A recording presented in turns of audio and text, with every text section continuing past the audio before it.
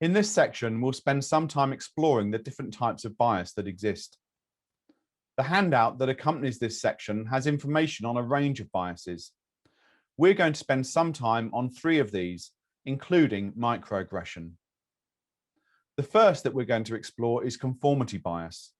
Conformity bias is the tendencies people have to act similar to the people around them, regardless of their own personal beliefs or idiosyncrasies. You might think of this as a form of peer pressure.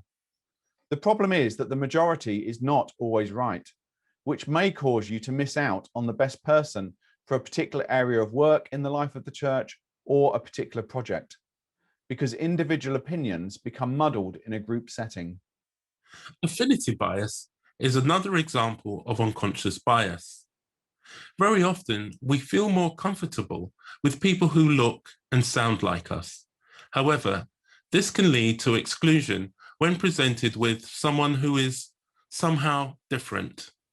We should pay particular attention to avoid this type of bias when conducting a selection or recruitment process. The third bias that we explore now is confirmation bias.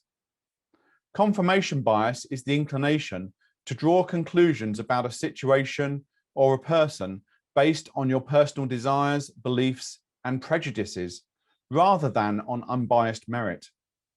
It's important to be aware of confirmation bias, as it can lead to missing alternative options involving a greater range of people in the life of the church, and therefore missing out on the gifts and skills that they offer.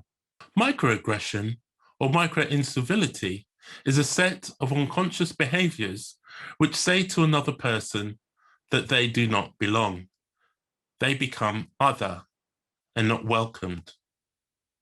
Examples can include a lack of eye contact from someone you've engaged in conversation, or you might make a suggestion during a team meeting and someone else is given the credit after repeating what you had said earlier. Another example is where assumptions are made about your competence to do a particular role or task, even though you have the experience and are well qualified. Over a period of time, those experiencing microaggression can lose confidence, self-esteem, and can become less likely to participate in the full life of the church.